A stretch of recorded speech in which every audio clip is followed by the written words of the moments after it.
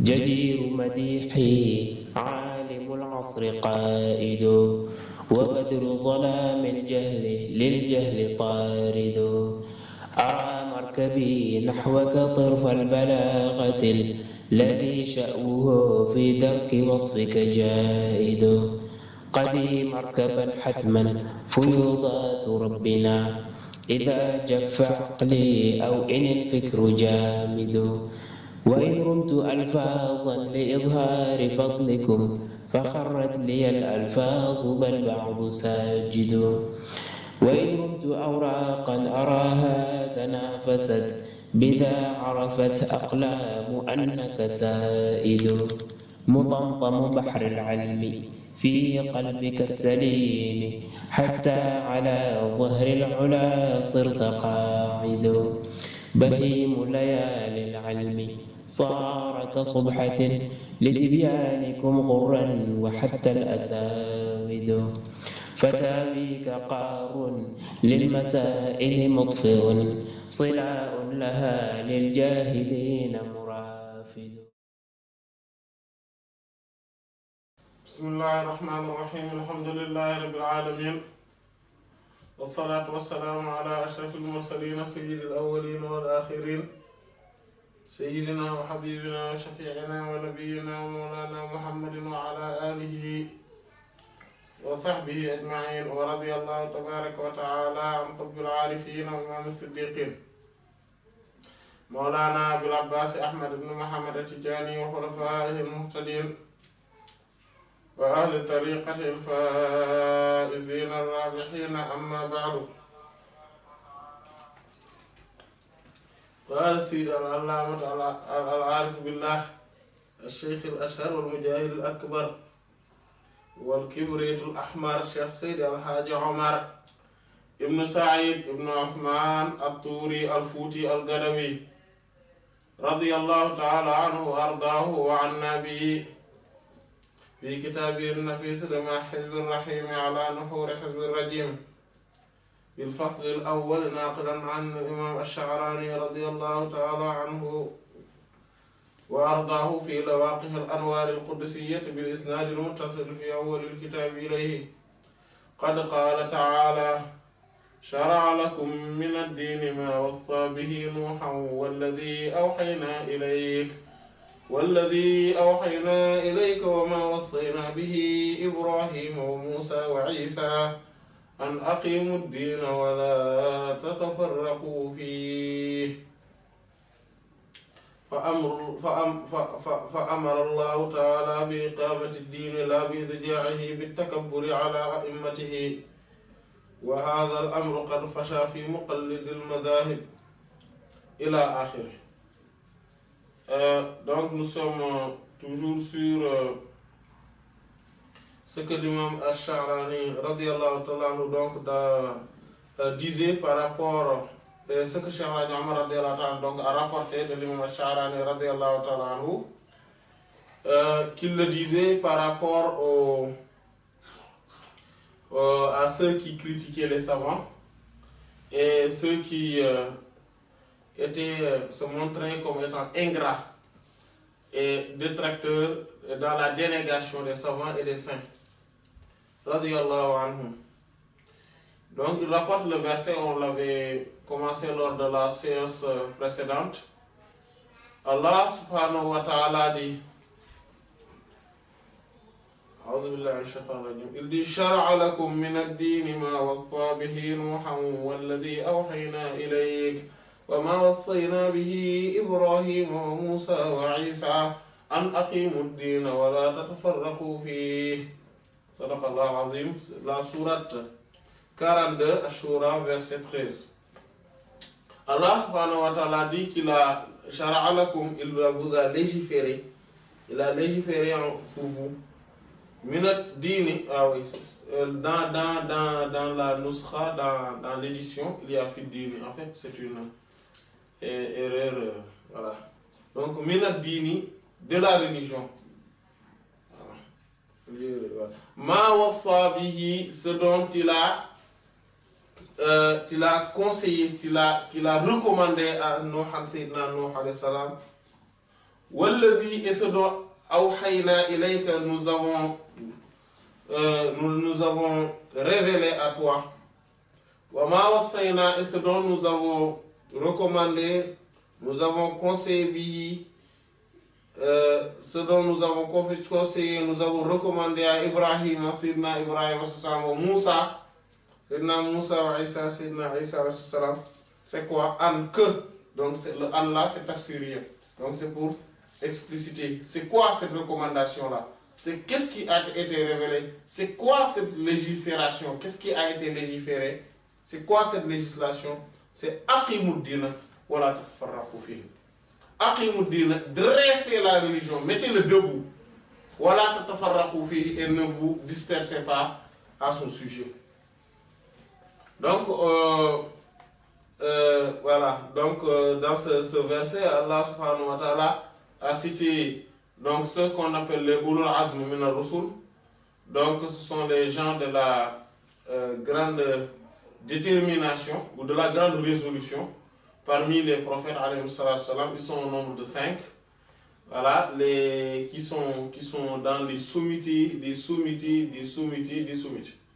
Voilà. C'est-à-dire que au sommet, ce sont eux qui sont là-bas. Ce sont les toutes meilleurs de la création de tous les prophètes. Parce que les prophètes, alayhi salam, les 124 000, envoyés et messagers et envoyés, sont ceux qui sont les plus proches du prophète Mohammed sallallahu alayhi wa sallam dans sa réalité intrinsèque et dans sa spiritualité.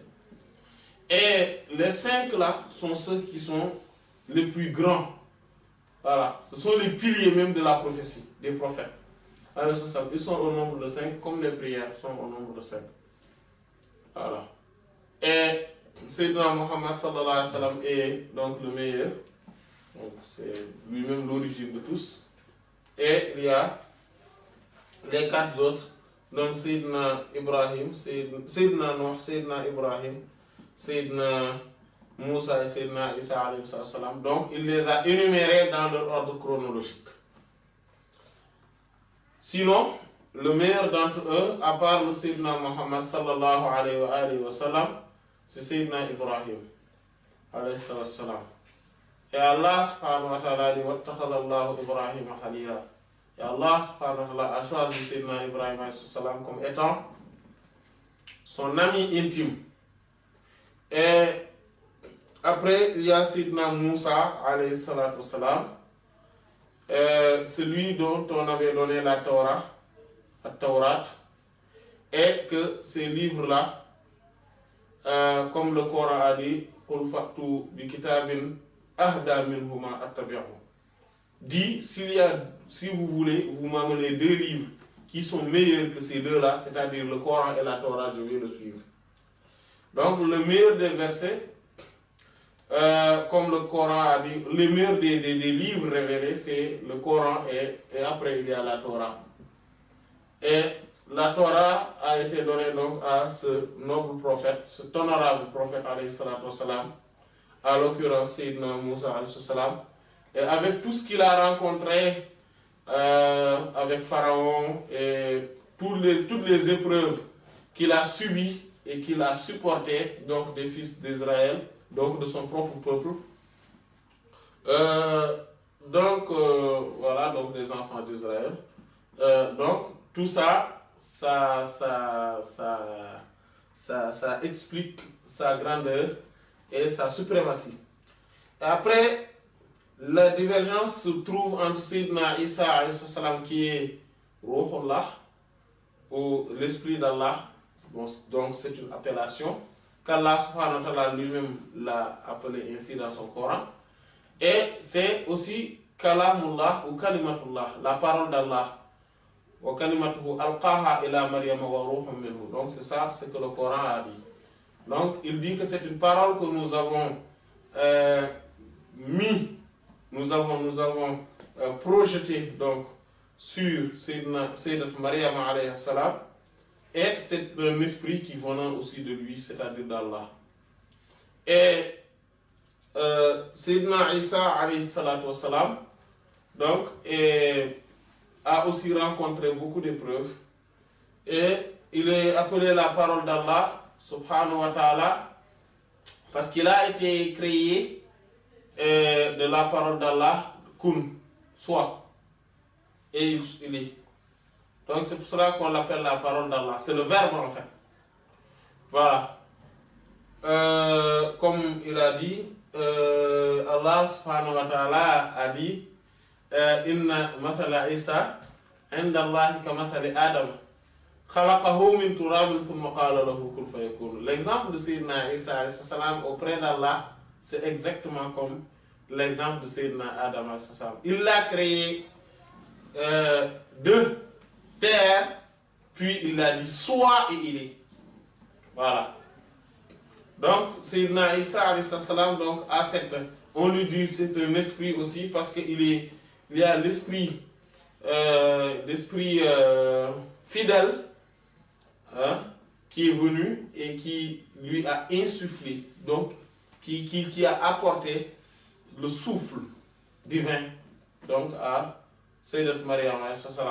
Donc c'est pour ça parce que lui il a été créé de l'ovule et de l'esprit en fait. Voilà, il n'a pas été créé comme les autres humains de spermatozoïdes masculins, voilà, et de l'ovule féminin, ce qui constitue l'œuf. Non, lui, il a été créé de cet esprit. Donc, il y a une part de l'esprit de lui. Voilà, il est humain, en même temps, il est d'ordre de l'esprit en fait. Voilà, alayhi salam. Et donc c'est ce qui explique qu'il a été envoyé en tant que prophète alayhi salam avant qu'il atteigne même l'âge de 40 ans. Voilà. Avant qu'il atteigne même l'âge de 40 ans. Et voilà. Et donc il a... Voilà.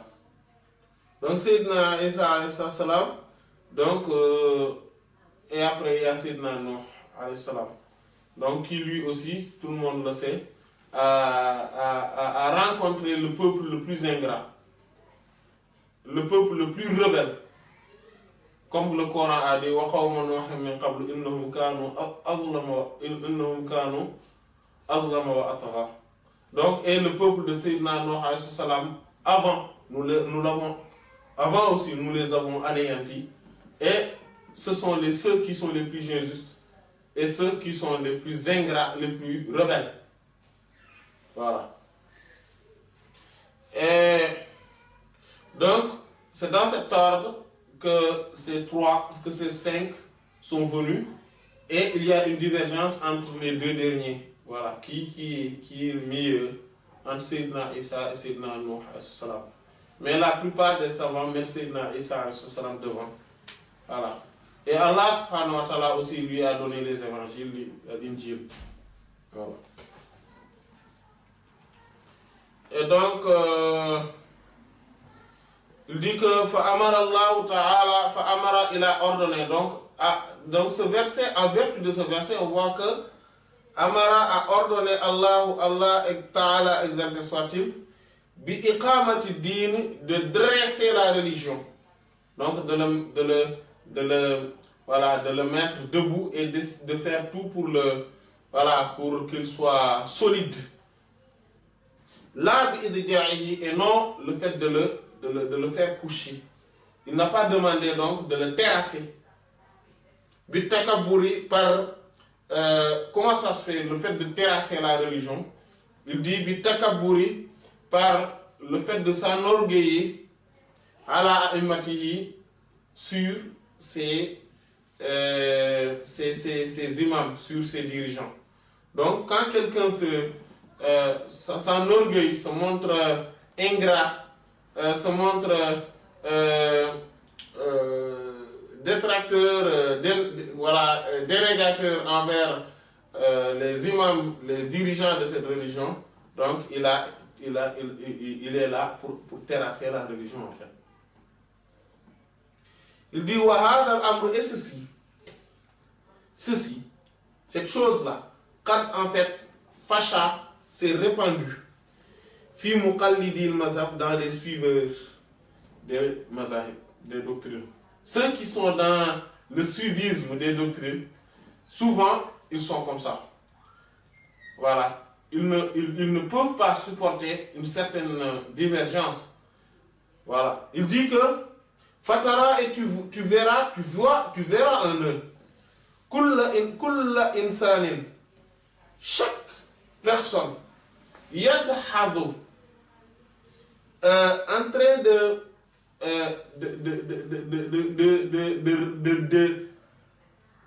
railler, ou plutôt de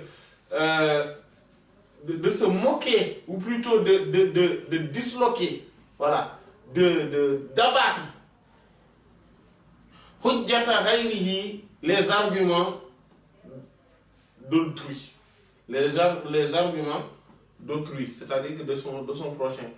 Hatta jusqu'à ce que la yakadu, peu s'en est fallu qu'il ne yabqa reste le haut pour lui tamassukan, là où il puisse s'approcher bi kitabin, comme étant le livre, le Coran, comme étant un Coran, donc un verset du Coran, wala sunna, ni sunna. En fait, il dit que tu les verras, qu'est-ce qu'ils vont faire? À chaque fois qu'on les apporte des arguments des autres mazhab, avec, ou des autres savants, mais il essaye à chaque fois d'abattre cela. En fait, de démonter en brèche, de battre en brèche toutes ces argumentations. Jusqu'à ce que tu n'arrives même plus à se dire que, mais peut-être qu'eux, finalement, ils ne se basent ni dans le Coran, ni dans la Sunna. En fait, pour eux, quand ils parlent des autres, quand ils jugent l'argumentation des autres, ils les jugent en se disant que, en fait, ils les jugent de telle sorte qu'on n'arrive même plus à comprendre, à se dire que, mais est-ce que finalement, eux, ils se basent sur du Coran ou sur la Sunna? Et ça, on le voit souvent, même au sein d'un même mazhab, on voit souvent cela. On voit souvent cela entre des mazhabs qui sont différents, entre les doctrines qui sont différentes. Certains, parce qu'ils veulent défendre coûte que coûte leur mazhab, tout argument que d'autres apportent, ils sont prêts à dire que, soit si c'est du Coran, ils vont dire que oui, cette interprétation n'est pas bonne. Et ils vont tout faire pour que cette interprétation-là soit la pire possible. Voilà. Et qu'elle soit une interprétation inacceptable et non recevable. Alors que si c'est un hadith, ils vont tout faire pour dire que soit c'est un hadith abrogé, ou bien ils vont dire que c'est un hadith en fait qui ne tient pas la route. Même si c'est dans les sahih, ils vont dire qu'en fait finalement c'est chaz, c'est isolé. En fait, ils vont tout faire pour dire que finalement, non, le gars ou les autres là ne se sont pas basés sur du Coran ni sur de la Sunna. Et ils essaient tout le temps donc de battre en brèche donc leurs arguments. Et ça, c'est extrêmement grave.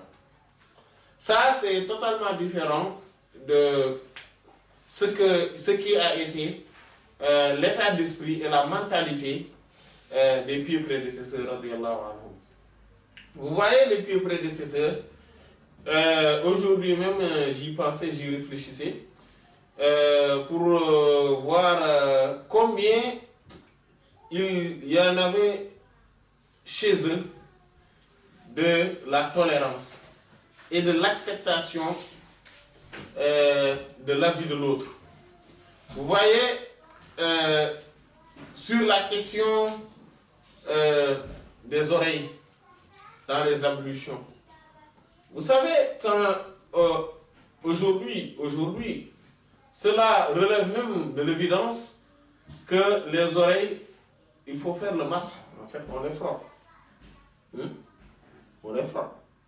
On ne les lave pas. Et pourtant, l'imam Az-Zuhri, rahimahullah, vous connaissez ce grand imam, personne dont personne n'ignore, en tout cas personne versé dans la science n'ignore. Voilà, Cheikh de l'imam Malik, rahimahullah, qui l'a beaucoup influencé, aussi bien dans sa science, et qu'il a beaucoup rapporté, et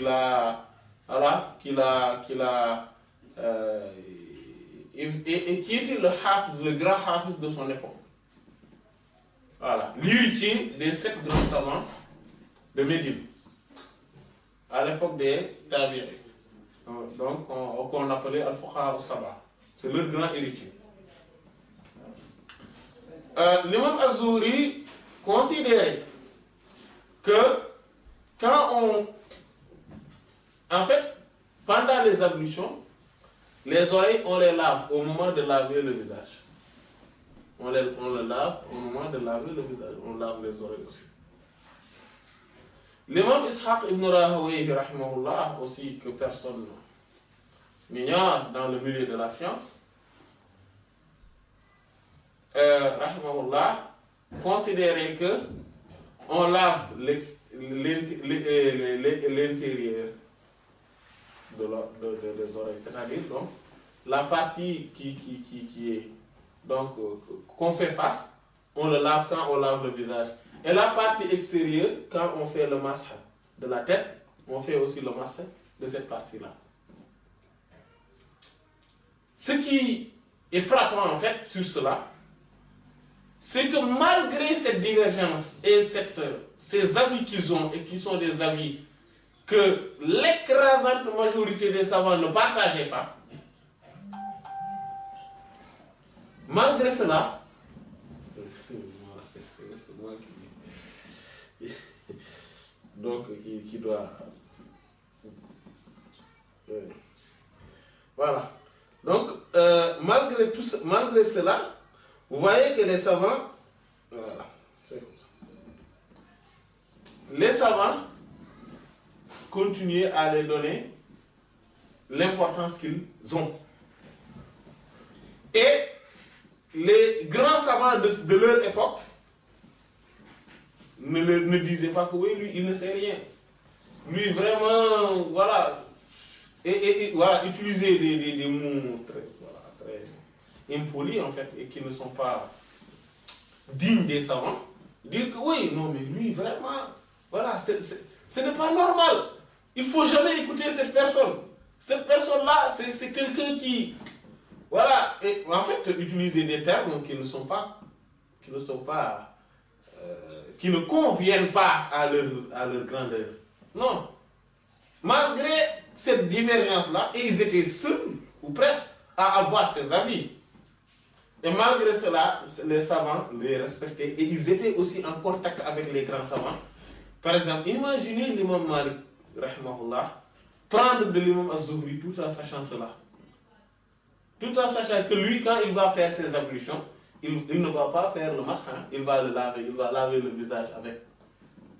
Et tout en sachant cela, il a une haute considération de l'imam Az-Zuhri.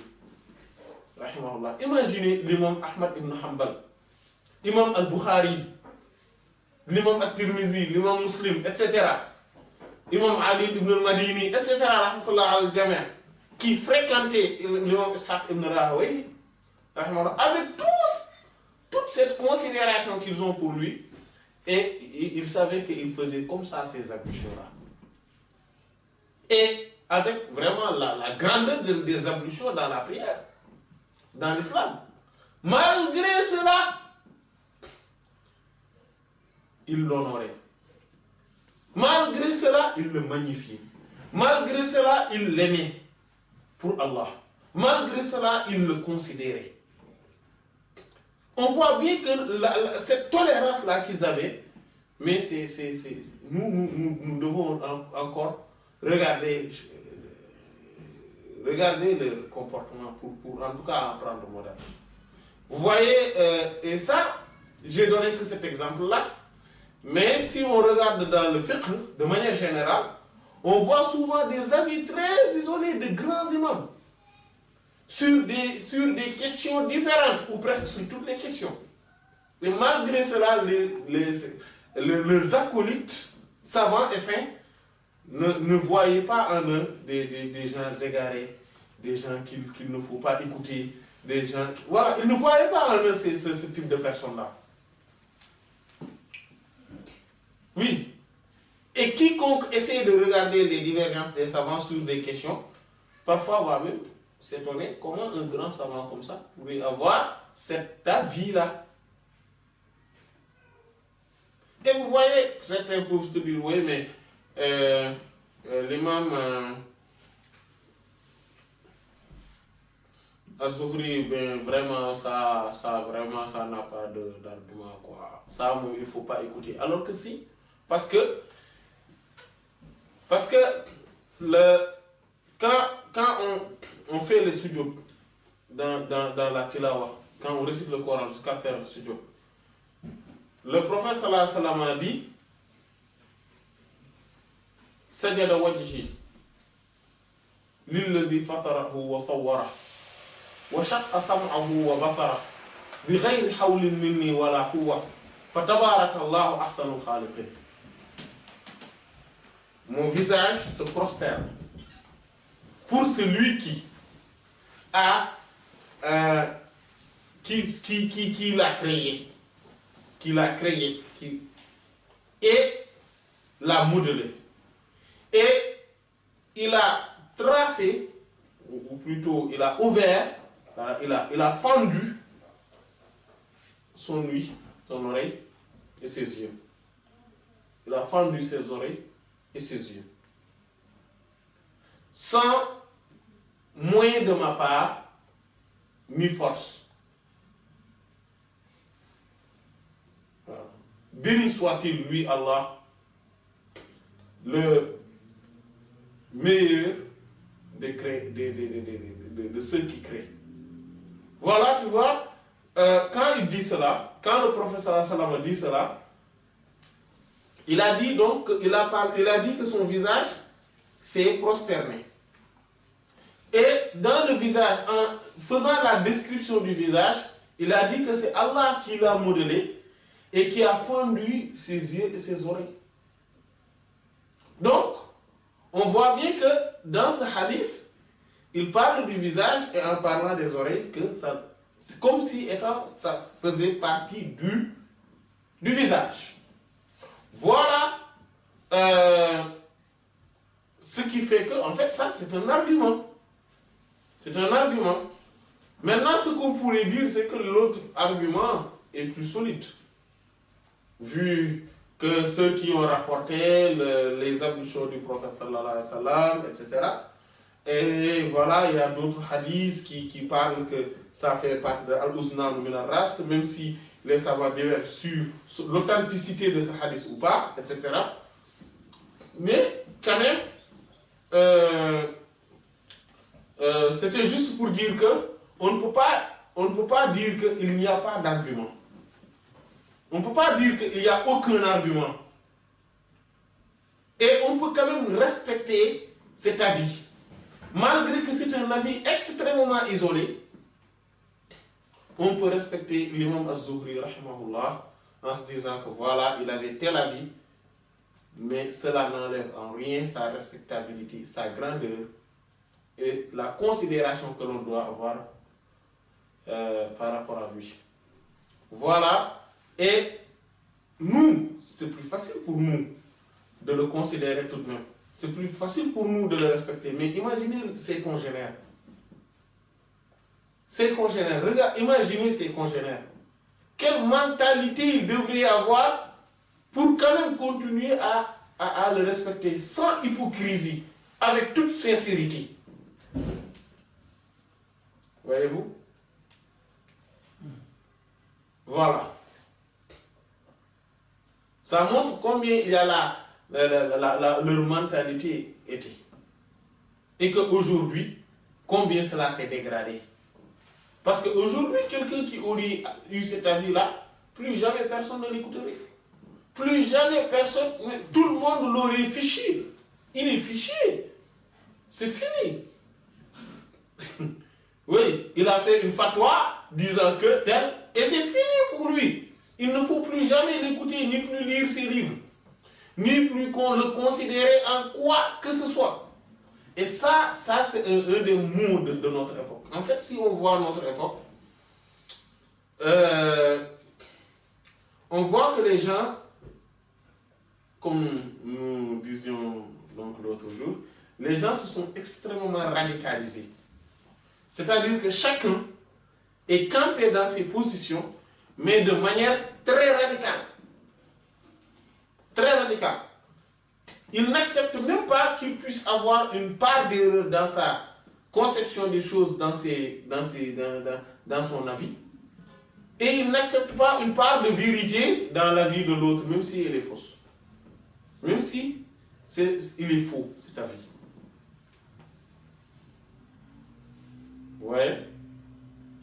Ça fait partie des mots de notre époque. Des mots M-A-U-X, pluriel de mal. Voilà. Ça fait partie des mots de notre époque.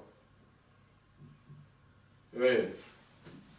À notre époque, plus personne n'accepte la divergence réellement. Oui. Quand ça les arrange, ils disent que les savants ont divergé sur cette question. Quand ça ne les arrange pas, ils disent non, le mazhab a dit telle chose. Le mazhab a dit telle chose. Il faut suivre le mazhab. Voilà, et c'est fini. Ne réfléchissez plus. N'ayez pas de mots à dire. Voilà, il faut se taire.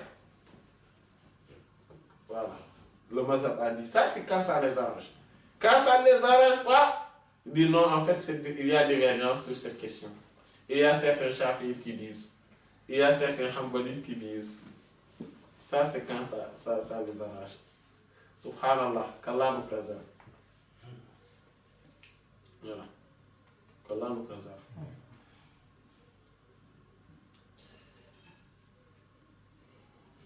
Et il dit, Wazalika et ceci, en fait, le fait de, à chaque fois, essayer de démolir, voilà, de démolir les avis des autres savants parce qu'on ne partage pas l'avis ou bien parce qu'on n'est pas dans le même mazhab, ça, ça fait partie des caractères, des pires caractères. Ça fait partie des pires caractères. Innama, rien d'autre. Kana la'iq, ce qui était normal, bihim, en eux, c'est quoi? Al-jawabu, la prise de réponse, la quête de la réponse anil a'imma en faveur des imams. Voilà, c'est ça qui se devait. Voilà. On prend l'exemple là qu'on a pris tout à l'heure. Au lieu de se dire que oui, vraiment, l'imam Azouri, ce qu'il a dit, ce n'est pas ça, c'est pas normal, il ne fallait pas, etc. C'est-à-dire que même si on n'est pas d'avis, on n'est pas du même avis, même si on n'est pas d'avis de ce qu'il a dit, quand même on dit, mais oui, il a dit cela, mais en fait il s'est basé sur tel argument. Mais c'est parce que cet argument-là, voilà, on essaie quand même de lui trouver un échappatoire. Mais pas tout le temps, voilà. Tout le temps essayer d'accabler les gens, d'accabler. Voilà. Et comme il avait dit en haut, en disant que il y a des gens qui, dans leurs termes, dans leurs expressions, ils disent, oui, si notre adversaire dit ceci, nous disons cela. En fait, en parlant des mazahib, des autres mazhab, il dit notre adversaire. Alors qu'en réalité, ça, c'est très grave. C'est extrêmement grave. Imaginez l'imam Ahmad ibn Hanbal, rahimahullah, et pourtant considérant que le qunut annule la prière, considérant cela, il a dit à celui qui lui a questionné sur leur imam qui faisait le qunut, comment je fais, est-ce que je prie avec lui? Il a répondu, Subhanallah. Man lam yusalli khalfa Shafi'i. Subhanallah, qui ne prierait pas derrière l'imam Shafi'i? Lui, radiyallahu anhu, qui considère que le qunut est obligatoire pour la prière du soir. Vous voyez? Malgré que lui, il considère que cette prière-là est nulle. Mais c'est-à-dire que cette mentalité-là qu'ils ont, mais c'est extraordinaire. Ça, c'est extraordinaire. Et subhanallah, ce qui est impressionnant, c'est que cette mentalité, on le trouve à peu près chez les non-croyants.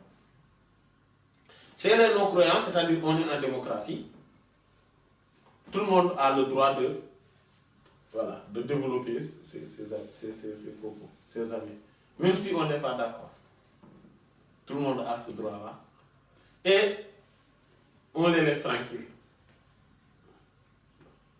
Voilà. Et nous, non, il faut se taire. Tu n'as pas de mots à dire. Nous, c'est ça. Et les non-croyants, non, on est en démocratie. Tout le monde a le droit de s'exprimer. De dire ce qu'il pense. En fait, toutes les parties, tous les partis politiques ont le droit d'exprimer leur point de vue. Et parfois, ils prennent les propositions des autres partis et ils les mettent en projet de loi. Et si les autres partis amènent des projets de loi à l'Assemblée, eux, ils votent. Alors que pourtant, ce sont des opposants. Et malgré cela, ils vont voter quand même. C'est-à-dire qu'ils sont d'avis de cela, de ce qu'ils ont dit. Ils sont d'accord. C'est la partie adverse, c'est l'opposant qui est là, qui a amené ce projet de loi. Mais nous, on vote. Mais nous, c'est-à-dire que nous, les musulmans, non, tout de l'autre est mauvais et que c'est des camps, des clans. Jamais l'autre c'est-à-dire que l'autre clan n'a jamais raison. On voit même ça, on les voit même entre tariqa. Entre des tariqa et parfois même ce qui est pire, entre même membres d'une même tariqa. Voilà. On dit que les groupes des autres là, eux, non, ils sont mauvais, ils sont ceci, ils sont cela, ils sont ceci, ils sont cela. On les accable. Rien d'eux n'est bon. Et pour eux aussi, rien des autres n'est bon. C'est comme ça. C'est comme ça dans le sens, c'est ce qui existe. Mais ce n'est pas normal. Voilà.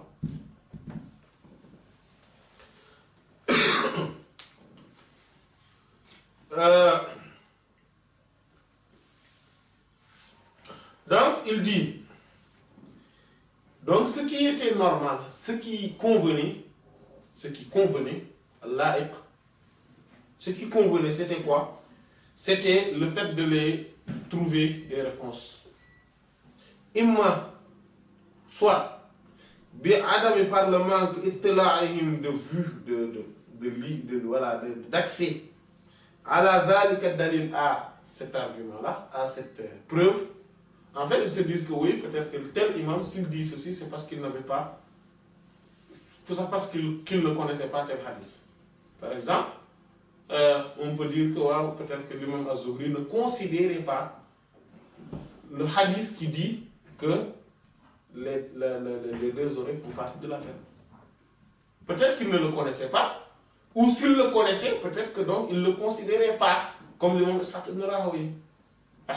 Pourquoi? Parce que c'est un hadith qui est sujet de divergence entre les savants. Et même parfois, un imam peut bien avoir un avis parce que tout simplement, il ne connaissait pas le hadith. Et ça existe. Ça, c'est une réalité. Parce qu'à leur époque, les hadiths n'étaient pas encore réunis comme aujourd'hui.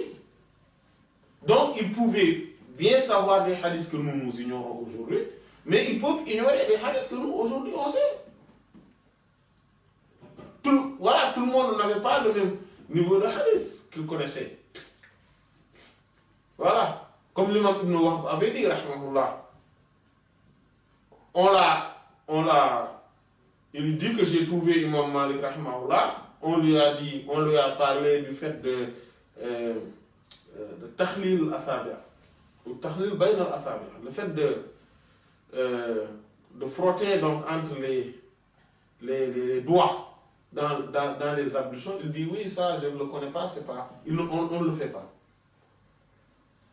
Et lui, il est venu, il lui a présenté un hadith. D'ailleurs, le hadith est dans le Sunan de Abu Dawud rahimahullah. Il lui a présenté un hadith, il lui a montré, il a regardé, il a vu que c'était authentique, la chaîne de transmission authentique, il n'y avait rien à dire et que c'était un hadith authentique. Et il dit que, et après je l'ai entendu, à chaque fois qu'on lui posait la même question, il dit que oui, ça il faut le faire. Ce qui veut dire qu'auparavant, il ne l'avait pas vu, il n'avait pas vu ce hadith. Donc ça, c'est des choses qui existent. Il ne faut pas nier aussi cette réalité. Parce que beaucoup aussi sont tentés à nier le fait que les grands imams, ou tout simplement les imams d'avant, bon, quand on parle des grands imams, je parle des 4, ou les autres qui sont de leur même niveau, comme l'imam Al-Awza'i, l'imam Sufyan Al-Thawri, l'imam Ibn Uyayna, l'imam Daoud Al-Zahir, etc., qui sont de leur niveau, l'imam Al-Tabari, etc., rahmatullah alayhim, ou bien tout simplement les grands imams, ceux qui sont venus après eux, pourraient ignorer quand même des hadiths. Ça, beaucoup essayent de réfuter cette possibilité. Alors que c'est une réalité. C'est une réalité. Ils peuvent ne pas connaître ces hadiths-là. Voilà. Donc, il dit, soit par le fait qu'ils ne connaissaient pas cet argument, c'est-à-dire ce hadith, allazi dont Zafara bihi a obtenu, a connu Arab, celui qui les réfute. Donc celui qui les réfute connaissait ce hadith-là, alors qu'eux, ils ne le connaissaient pas. Donc ça, c'est une possibilité. Wa imma soit, qu'en effet, lidhalika al-muttahid, que ce muttahid-là, il y a disposé, donc il disposait, donc ce muttahid-là, c'est-à-dire que ce grand imam-là, qui a un avis contraire, disposait manza'an d'une issue, fil istinbat, dans la déduction des lettres, des lois. Min wujuhi, des volets, qawa'id al-arabiyya, des règles de la langue arabe. Mais yakhfa, qui s'est caché, qui est dissimulé à la amsalina, des gens comme nous. Une fin de citation. Oui. Parfois, l'autre imam, en fait, connaissait des règles de la langue arabe qui faisaient que tel ou tel verset ou tel hadith, il le connaît. Mais comme lui, il connaît, c'est-à-dire que c'est quelqu'un qui maîtrisait extrêmement bien l'arabe, parmi les règles de l'arabe, il en connaissait quelque chose qui faisait que il se disait que oui, d'accord. Non, moi j'opte pour tel avis. Moi j'opte pour tel avis. Et que ces règles-là, souvent, ce sont des règles que nous ne connaissons pas. Parce que eux, c'était des arabes, mais ils connaissaient la langue arabe, mais de manière très fine. De manière pointue. Alors que nous, voilà, je parle de nos savants, hein. Je parle de nos savants. Mais nous ignorons certaines choses que eux ils connaissaient. Voilà.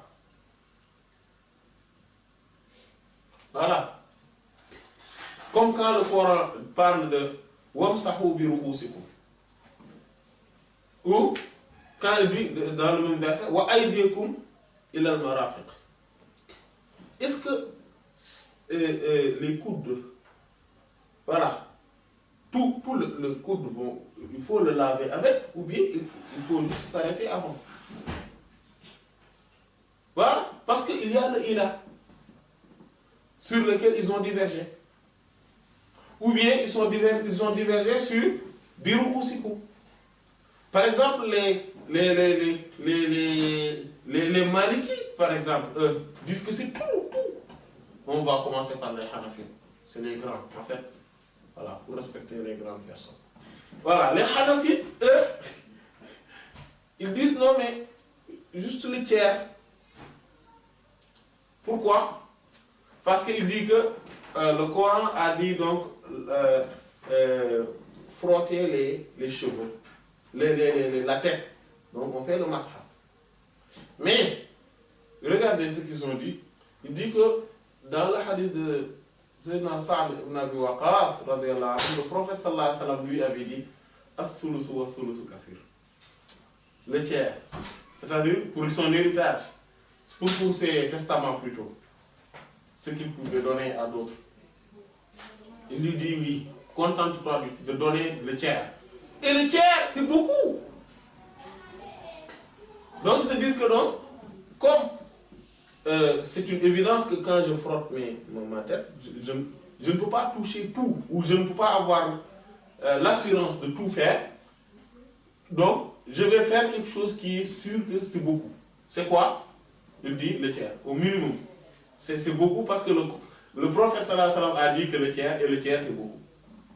Vous voyez?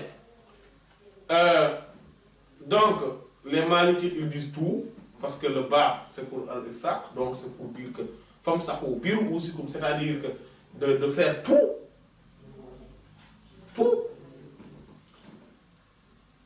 Et les Hanbalites aussi. Mais les Shafi'ites, ils disent une partie. Bi, c'est-à-dire, eux, ils disent le bi, c'est le tab'id.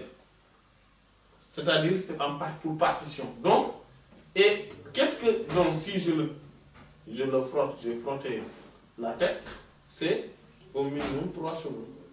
Donc, juste une partie. Et ça, vous voyez, chacun c'est basé sur le même verset, en fait. Pour donner son avis,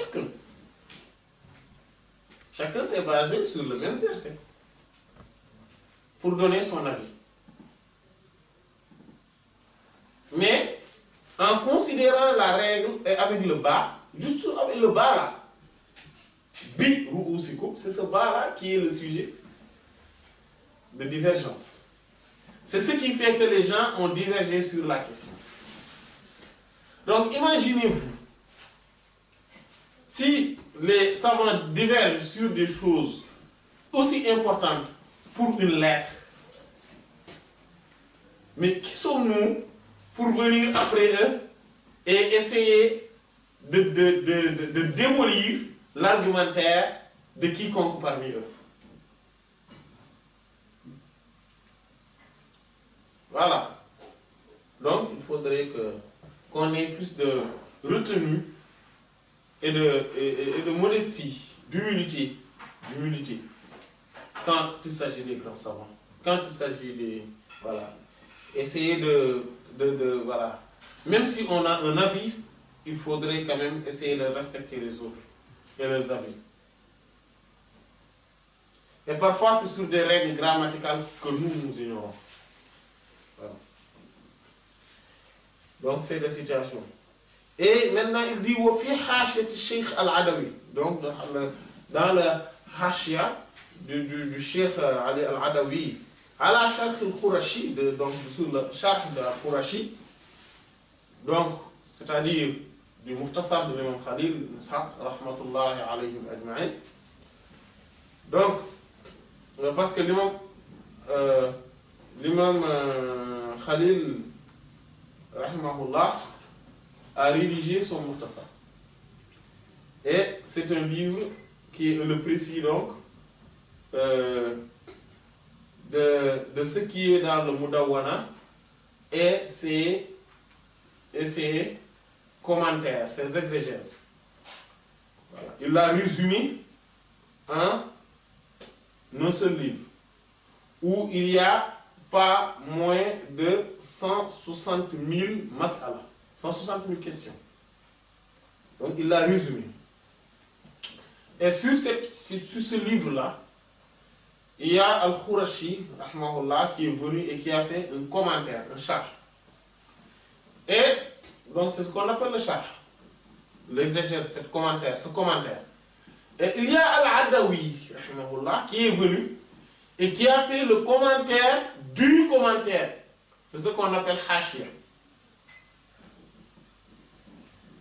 Et il dit, donc dans cette Hashia-là, auprès de Qawl al-Musannif, la parole ou les propos de l'auteur, c'est-à-dire l'imam Khalil ibn Sa'd rahimahullah.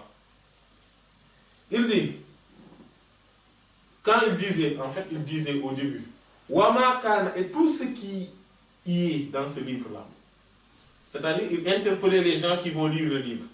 Il disait, qu'est-ce tout ce qu'ils vont trouver dans ce livre-là, min khata'in, comme étant une erreur, aslahuhu, je leur sollicite de le rectifier, de le réformer, bitanbihi, par l'interpellation, en fait, le fait d'éveiller les gens en disant que, écoute, voilà, interpeller les gens en disant que oui, il y a telle chose qui est quand même une erreur de la part de l'imam Khalil, mais qu'ils le fassent dans le commentaire qu'ils vont faire de ce livre-là, ou al-Hashia, et dans le commentaire du commentaire, en fait, voilà. Mais qu'ils ne viennent pas prendre mon livre, le déformer, écrire autre chose et l'éditer encore à nouveau, non. Mais quand même s'ils trouvent que j'ai fait une erreur de ce que, voilà, dans ce que j'ai dit, qu'ils le réforment. Voilà. Donc ils acceptent de faire une erreur. Ils acceptent d'autres avis. Ils acceptent des critiques. Mais des critiques constructives. Pas des critiques juste pour critiquer. Il faudrait que ça soit constructif. Et il a dit. Et donc il dit, et alam, sache, que le fait d'éveiller les gens, d'interpeller les gens, comme nous avons vu, hein, tanbih, en fait, quand on écrit un livre, à un moment donné, on dit tanbih, on dit une chose, c'est comme en français quand on dit NB, tanbih. Voilà, et ça se ressemble même, tanbih, nota bene, voilà. Hein? Même dans le langage, hein? Comme quoi Allah, subhanahu wa ta'ala, il fait parfois certaines similitudes dans les langues. Donc que c'est le fait d'éveiller, d'interpeller ça, le fait de noter bien, voilà, ça, fil hashiyat, dans la hashia, Al khata, donc dans le commentaire en fait, du commentaire, dans l'exégèse, Al khata, dans l'erreur, à une naqs ou un manque, un déficit, innama, rien d'autre, yakunu doit être, min ahlul kamal, de la part des gens de la perfection, ceux qui sont accomplis déjà. En fait, avant de venir pour dire que oui, l'imam Khalil a fait une erreur, etc., ce qu'il a dit, c'est pas le mazhab en fait, etc. Ça, ce n'est pas un débutant qui le fait. Hein. C'est pas quelqu'un qui juste écoute les gens dire qui va le faire. Non, il faut vraiment qu'il aille aux sources des paroles, des références de ce mazhab et qu'il parcourt les livres. Il parcourt les avis, les propos, voilà, de la part de l'imam d'abord, de la part de ses compagnons, de la part de, voilà, de toutes les références, et là après il va pouvoir dire que oui, en fait, j'ai regardé tout, mais j'ai vu que quand même l'imam Khalil, ce qu'il a dit ici, voilà. Qu'à partir de ce moment-là, mais il faut être quelqu'un d'accompli. Voilà.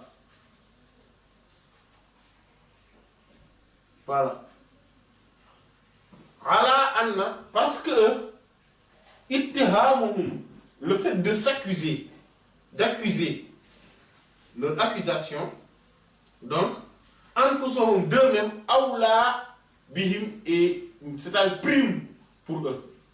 Eux, ils vont s'accuser d'abord. Quand ils voient ça, et ils se disent que l'imam Khalil a dit ceci. Moi, ce n'était pas ce que j'avais retenu du mazhab.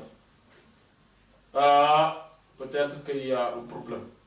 Et l'accusation, ils le renvoient d'abord sur eux-mêmes. Ils se disent que oui, donc c'est moi qui n'avais pas compris. C'est moi qui n'avais pas vu assez d'avis sur cette question. C'est moi qui n'avais pas sillonné assez de livres, assez de propos de grands savants, de références de ce mazhab pour pouvoir me construire un avis. Donc c'est moi qui ne connais pas réellement. Eux, c'est ce qu'ils vont se dire, les gens de la perfection, de l'accomplissement. Wa amma kanta ahlul ghabawa, les gens de la rébellion et de l'impolitesse, wa khususan, et surtout ahl hadha zaman, les gens de cette époque. En fait, chacun dit les gens de cette époque. C'est que les époques souvent se ressemblent. À partir d'un certain moment, les époques commencent à se ressembler. Mais ça va de mal en pire. Eux se disent surtout à leur époque, mais nous, voilà, on sait ce qu'il en est. Donc, surtout les gens de cette époque, eux, ceux qui sont dans la rébellion, dans l'impolitesse, ce qui est obligatoire, ce qui devrait être alayhim pour eux, sur eux, c'était as-sukut, le fait de c'est le silence. Eux, comme ils sont dans la rébellion, dans l'impolitesse, etc., le mieux pour eux c'était, c'est pas le mieux, c'est le devoir. Pour eux, c'est le silence, c'est garder le silence. Comme Afada a enseigné de manière prolifique que ceci ahlul irfan, les gens de la connaissance. Même parmi ceux qui taqaddama sont passés firabi zaman dans les époques passées. Oui, eux ils disent une fin de citation. Donc eux ils disaient que non, si on n'a pas l'adapte qu'il faut, il ne faut pas essayer de corriger. Si on n'a pas l'adapte qu'il faut, on ne corrige pas. Les convenances qu'il faut, les règles de bienséance qu'il faut, les bonnes manières qu'il faut, la façon de parler qui sied, voilà, au rang de ces savants-là, il ne faut pas se prononcer sur leurs propos. Parce qu'on risque de on risque de s'autodétruire. Parce qu'on n'a pas les convenances qu'il faut. Et beaucoup parmi les gens de cette époque, en fait de l'époque qu'ils parlaient, mais aussi de notre époque, n'ont pas ces convenances-là. Ils n'arrivent pas à savoir comment parler quand on parle des savants. Quand on parle au sujet des savants, ils ne maîtrisent pas ça. Voilà.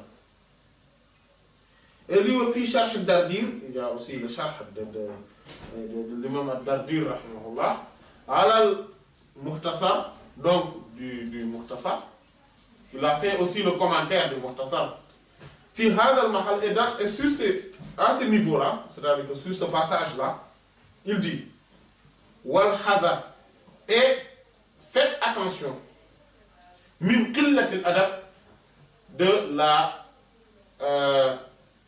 la petitesse, de la quantité, c'est la qilla, l'adab des convenances. Il faut faire très attention d'avoir un manque de convenance, un manque d'adab. Excusez-moi, il reste 2 minutes avant la fin du direct. D'accord. Pour ne pas que la vidéo. Ouais. 58 minutes. Ouais. Voilà. il ne faudrait pas avoir un manque d'adab. Ça, c'est important. Parce que la plupart maintenant d'entre nous, on se manque d'adab. Ils ont un manque d'adab. Comme on dit, comme par exemple que quelqu'un puisse dire, ça c'est une erreur. Quand on parle des savants, on ne parle pas comme ça. On ne dit pas ce qu'il a dit, c'est une erreur. Ou c'est un mensonge, ou une imposture. Ou c'est une parole nulle. La ma'na lahu qui n'a aucun sens. On ne parle pas comme ça quand on parle des savants quand même. On pourrait dire par exemple, je ne le vois pas comme ça. Ou je ne connaissais pas la chose de la sorte. Voilà, je ne connaissais pas la chose de la sorte. Ce que je connaissais et que les savants l'ont dit, c'était la parole de tel qui avait dit telle chose en vertu du verset tel et du hadith tel. Et aussi l'autre savant a dit telle autre chose. Et quand il a fini l'argumentation, il dit que maintenant, moi je ne sais pas pourquoi ce savant-là a dit telle chose. Mais peut-être qu'il s'est basé sur des arguments que je ne connais pas. Mais moi, c'est ça que je connais. Et voici les propos des savants. Voici leurs arguments. Et Allah en sait davantage. Voilà, c'est comme ça qu'on parle de. Mais on ne va pas dire que c'est des mensonges, c'est pas vrai. C'est une erreur. C'est faux. Ça n'a pas de sens. Non, on ne parle pas des savants comme ça. Avec des savants comme ça.